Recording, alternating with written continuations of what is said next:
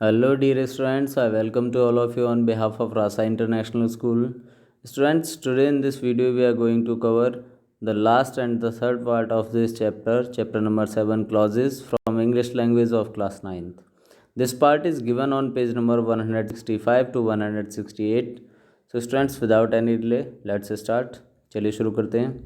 Students, in previous video we have studied about some rules of adverbial clause. So students, in this video we are going to cover some more adverbial clause rules. So students, as you can see here, जैसा कि आप यहाँ देख सकते हैं, rule number 7, adverbial clause of comparison introduced by than. जब भी adverbial clause of comparison होगा, जहाँ दो नाउन के बीच में कंपैरिजन दिया होगा, वहाँ पर स्टूडेंट जो एक ही वहाँ पर कंजक्शन आपको देखने को मिलेगा वो क्या है, then.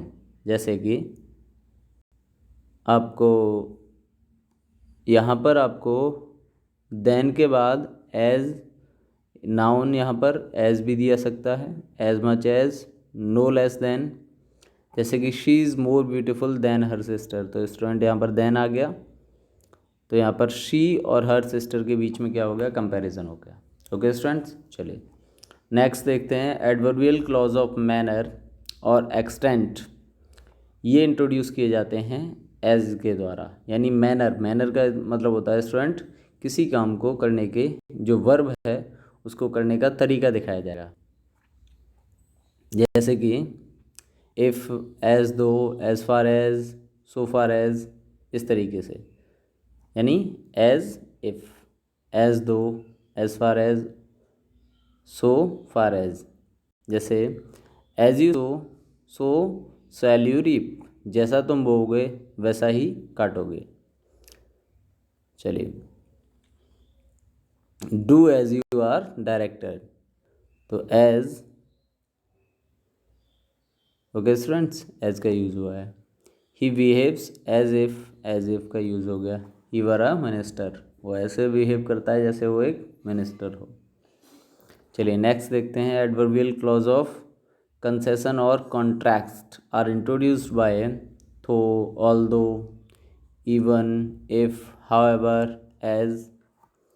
So students, though is a little child, जैसा कि वो छोटा बच्चा है, his self confidence is remarkable, तो उसका जबकि उसका जो सेल्फ कॉन्फिडेंस है वो रिमार्केबल है, यानी बहुत अच्छा है, प्रशंसा योग्य है. Although he is poor he is contented, बेशक वो गरीब है लेकिन फिर वो ईमानदार है.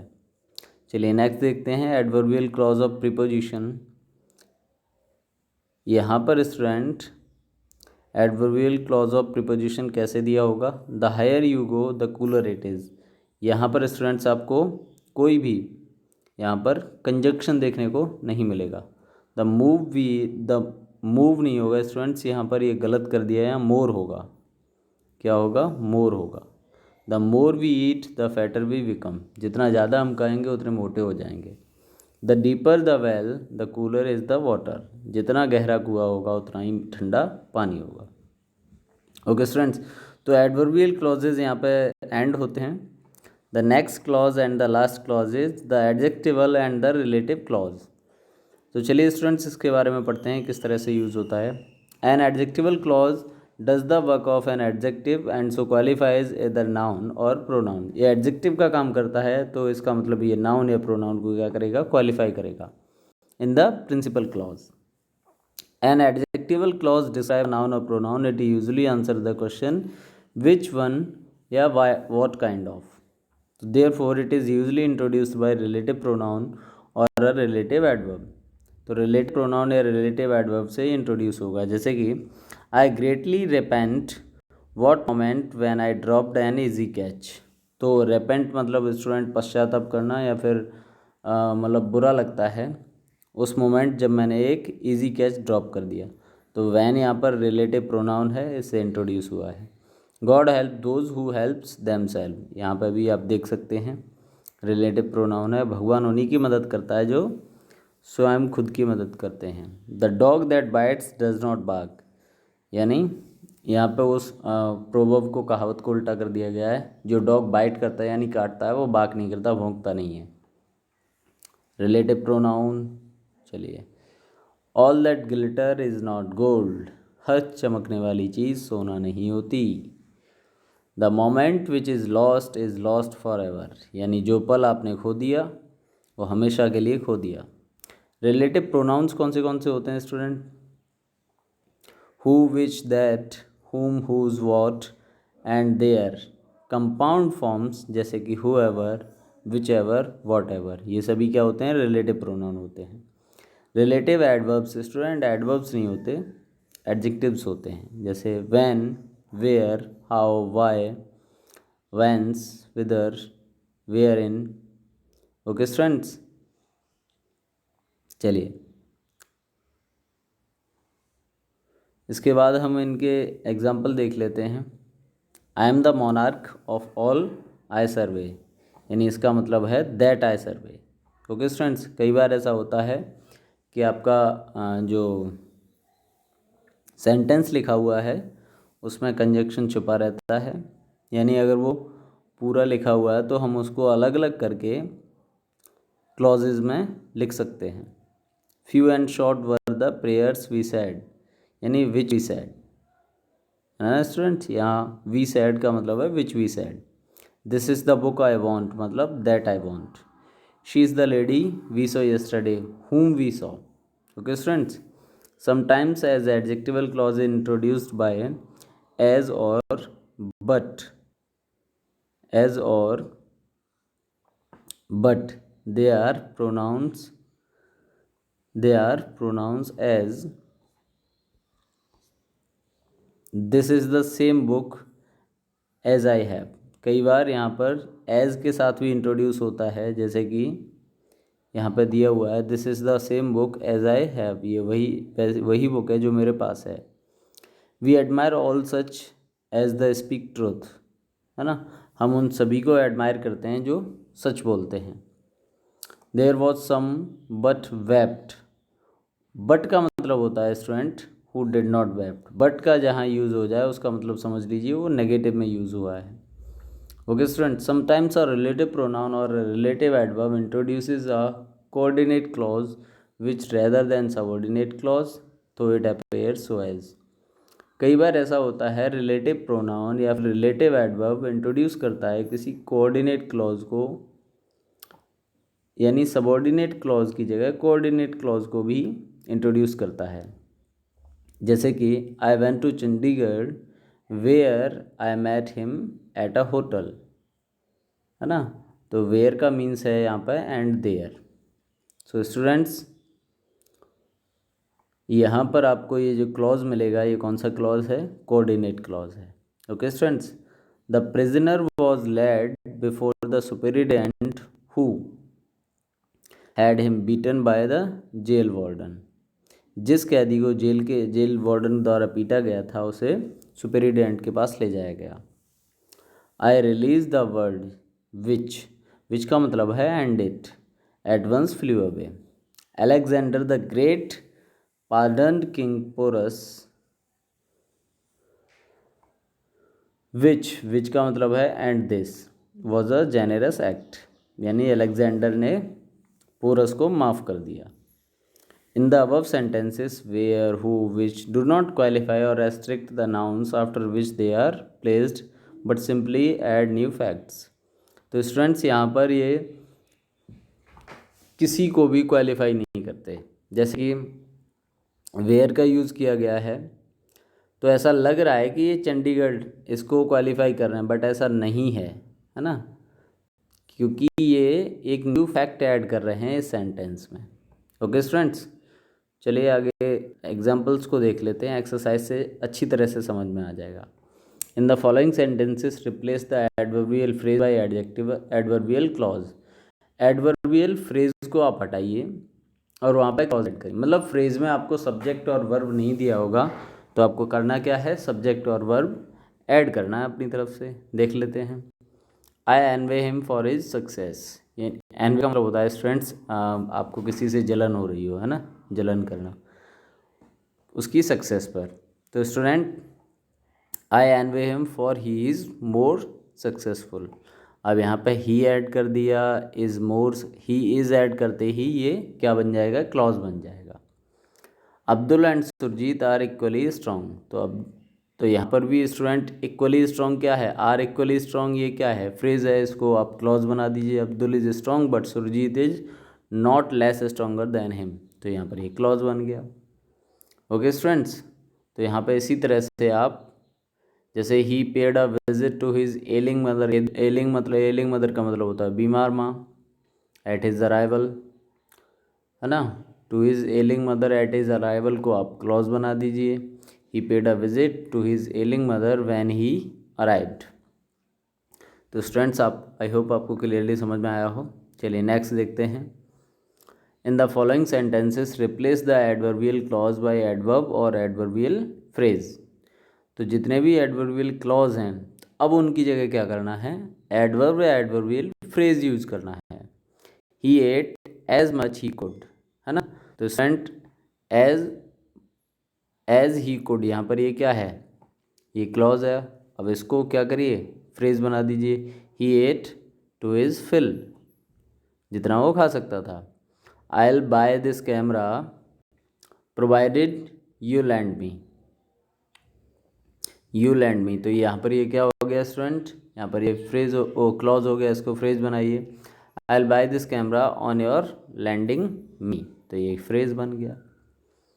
When the sun rise we shall set out on our journey, तो we shall set out on our journey यहाँ पर क्या है, क्लॉज है। अब इसको जैसे ही फ्रेज बनाएंगे तो क्या हो जाएगा, we shall set out on our journey at sunrise.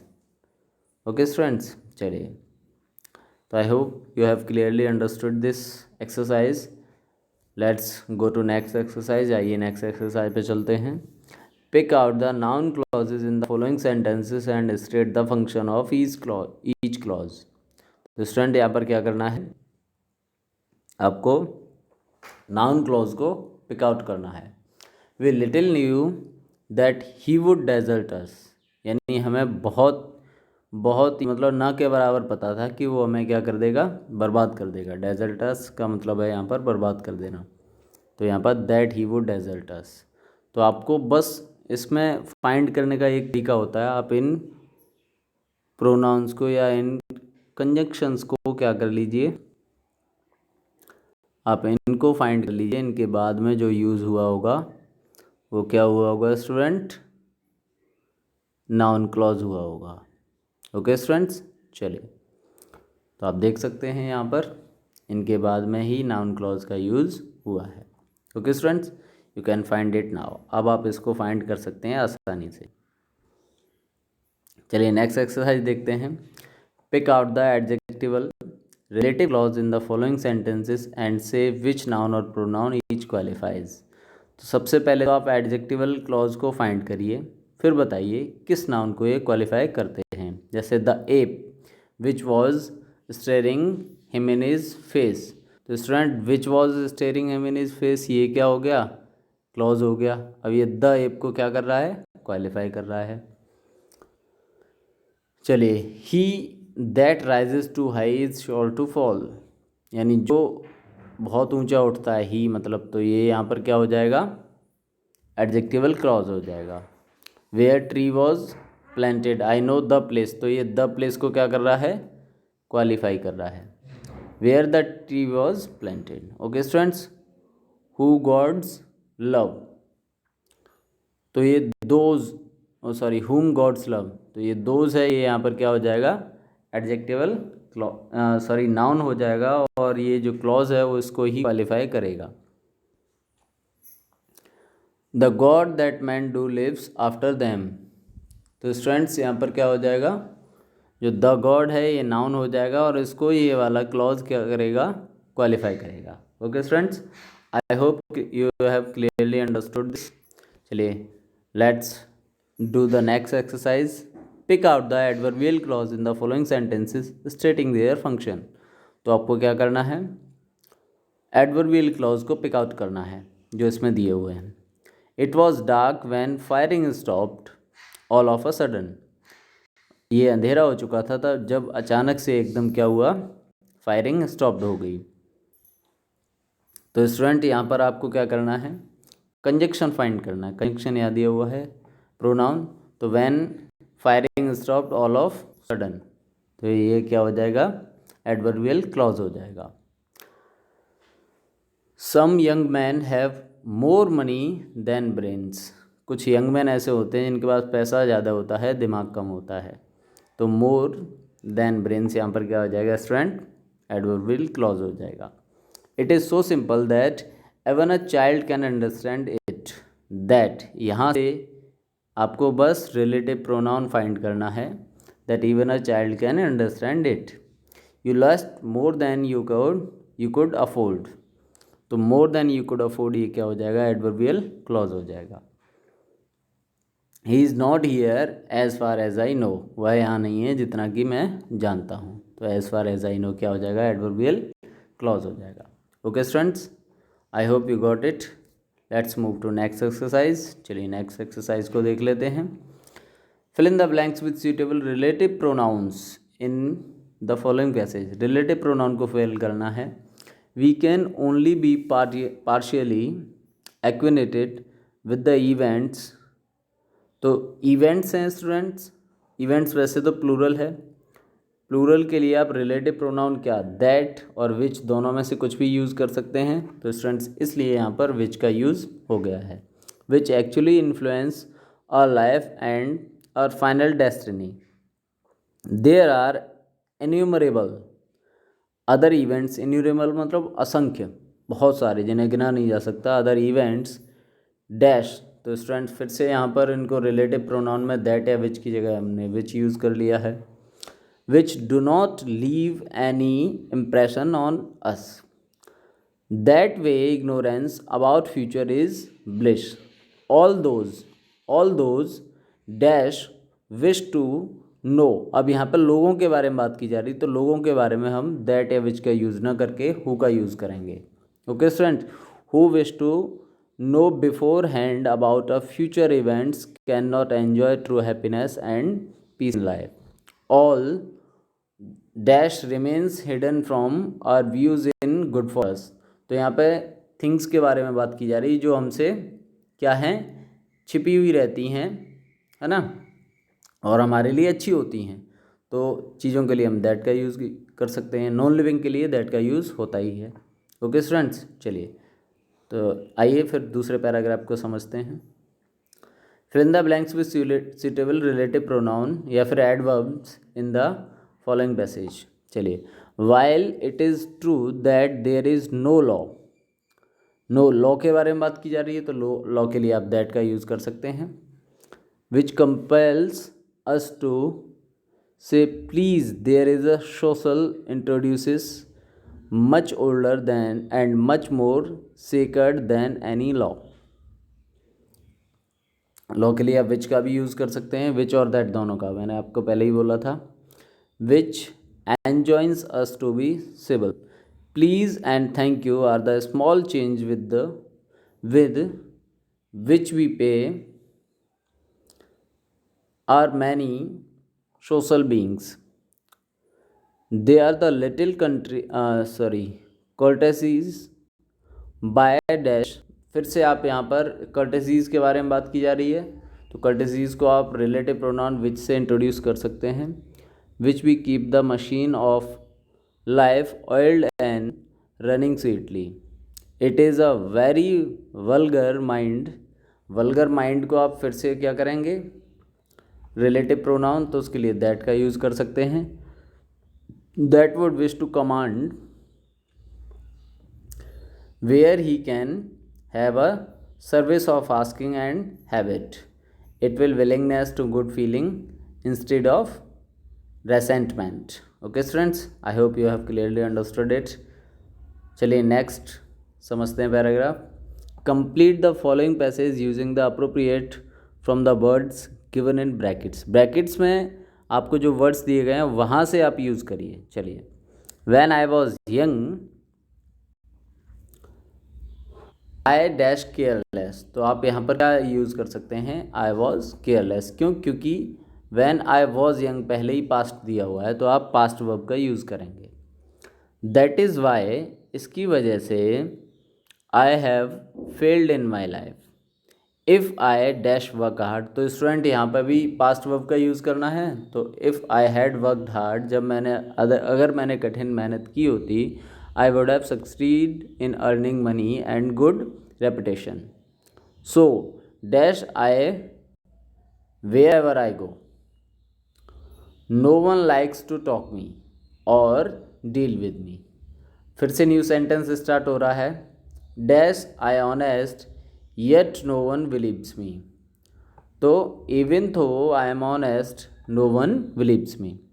The people dash really like me, तो यहाँ पर क्या हो जाएगा, हु रियली लाइक मी, क्योंकि लोगों के बारे में बात की जा रही है, तो उनके लिए क्या यूज़ होगा, हु यूज़ हो जाएगा। Are few, I don't know dash I do, what should I, यहाँ पर स्टूडेंट डू का यूज़ कर दिया है, वो गो का यूज़ कर दिया, गो का यूज़ ना होकर यहाँ पर किसका यूज़ होगा, डू का यूज़ होगा। वॉट शुड आई डू, मुझे नहीं पता कि मुझे क्या करना चाहिए। The question is dash I convince other, how I can convince others, मैं दूसरों को कैसे कन्विंस कर सकता हूँ, दैट आई एम सिंसियर, कि मैं भी सिंसियर हूँ। Okay students, I hope you have clearly understood this chapter. So thanks for watching the video. Keep studying at home and always love your parents. Thank you, students.